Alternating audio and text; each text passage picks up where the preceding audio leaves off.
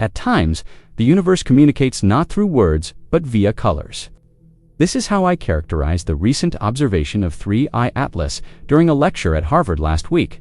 This object, which is silently traveling through our solar system, emits a glow unlike that of any comet we expect to observe through our telescopes. Its color is not the typical gray or reddish-white of icy debris. Rather, it is a blue-green reminiscent of oxidized metal illuminated by dawn. And this hue carries significance. When coupled with its spectral measurements rich in nickel, lacking in iron, and exhibiting an inexplicably high velocity, we find ourselves facing an interstellar enigma that fails to conform to any existing comet behavior models. It's a puzzle conveyed through chemistry, motion, and light. And discovering its answer could transform our understanding of the fundamental building blocks of worlds. Recently, the James Webb Space Telescope and ESA's Solar Orbiter provided high-precision spectroscopy of 3I Atlas.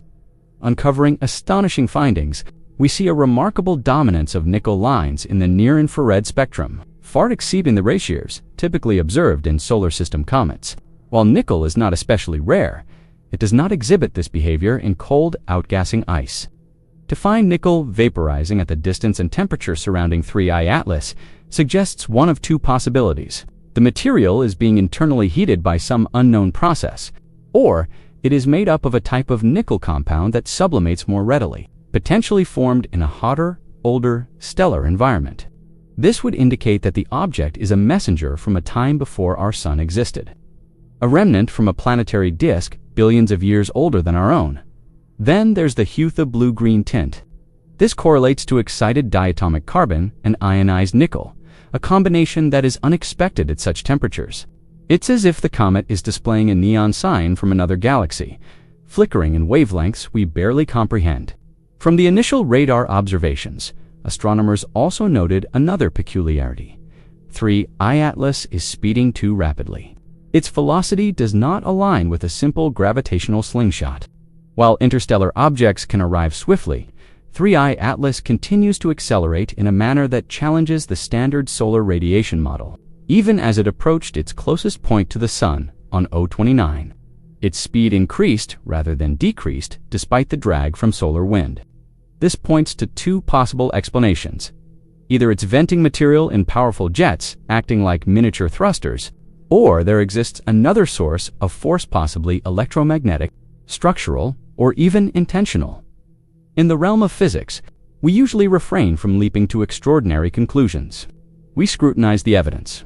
However, in this case, the ordinary is already extraordinary. The very nickel compounds responsible for that blue-green glow may also be contributing to the object's acceleration.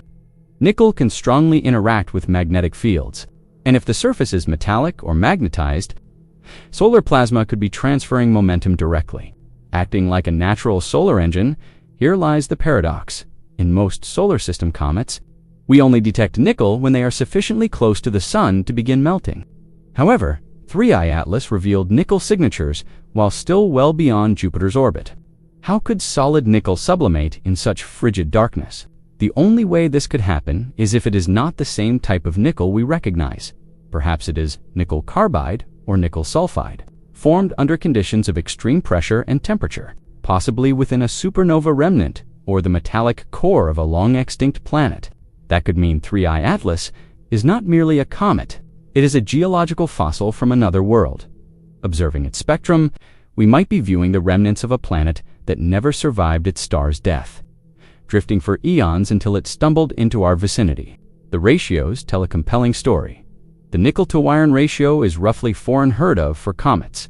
Carbon chain molecules result in the vivid turquoise glow. Hydrogen cyanide is barely detectable, and water is present, albeit weakly. This is no ordinary snowball. It is a metallic object wrapped in enigma. Whenever we face something we cannot explain, two pathways emerge before Uswan-marked nature, the other design. I am not asserting that 3I Atlas is an artificial spacecraft. However, when nature starts resembling engineering, we cannot afford to ignore it.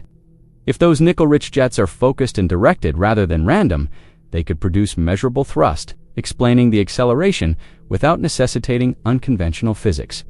Yet why would a comet vent in synchronized jets aligning with its rotation? Why does its light curve display periodic modulations, as though someone or something were orchestrating the rhythm? Those questions remain unanswered, which is precisely why we must investigate, my team. The Galileo project is utilizing telescopes in Arizona and Chile to monitor polarization changes as it spins. Should the polarization vector rotate in tandem with brightness, it would indicate that the reflective surfaces are not chaotic but rather organized. That would offer our first evidence of structured symmetry, even if the outcome proves to be natural. It would broaden our understanding of what natural can entail. Color is the universe's primordial language. Blue signifies energy, green signifies chemistry. Together, they mark something novel.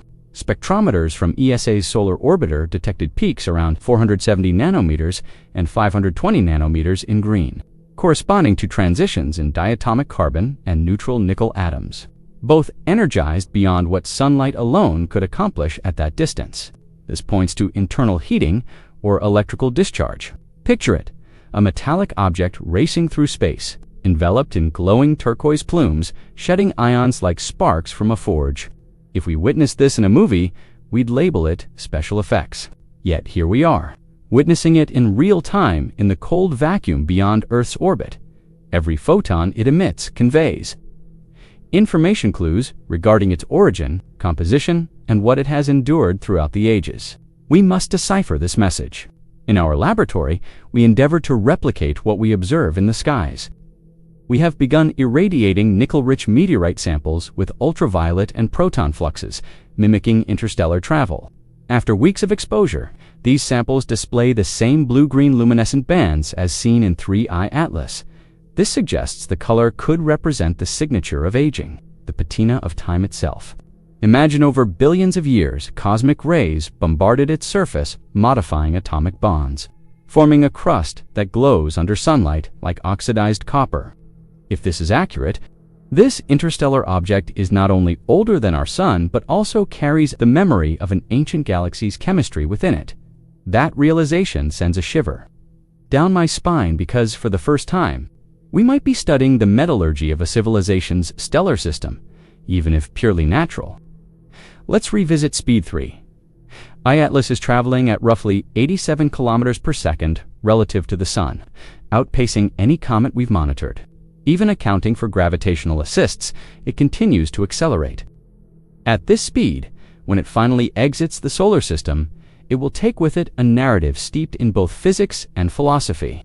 Speed embodies energy, and energy leaves traces.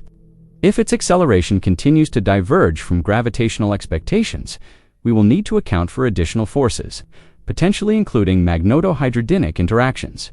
In simpler terms, nickel ions and charged dust could be coupling with the solar magnetic field, creating lift akin to sails catching unseen wind. That constitutes propulsion, whether intentional or incidental. Nature could have fashioned a spacecraft without ever having set out to do so. The significance of this lies beyond mere speculation. Science flourishes on transparency. The China National Space Administration and various university observatories have made their findings publicly available.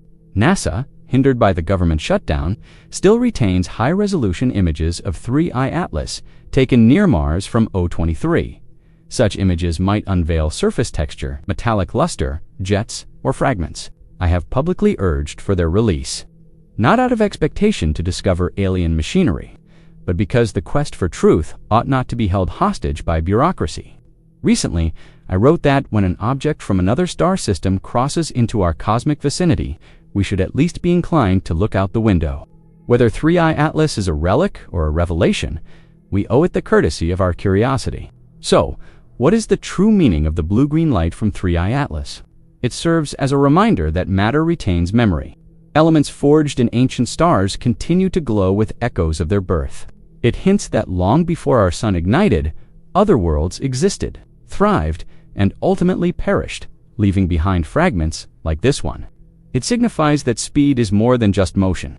It is history in transit, with every kilometer traveled carrying the echoes of the gravitational fields it has traversed. Finally, it underscores that humility is fundamental to science. When you encounter something that is nickel-rich, blue-green, and accelerating beyond your equations, Don't ridicule it, measure it. The universe has no obligation to conform to our understanding. It simply beckons us to keep learning. That is what 3i Atlas represents, an invitation to explore chemistry, physics, and the poetry of the cosmos. Perhaps it is not a spacecraft. Perhaps it is merely a fragment of a long-lost world. But even if it is only a stone adrift among the stars, it carries within it the essence of ancient suns. And that alone is enough to alter our perception of the universe and our place within it.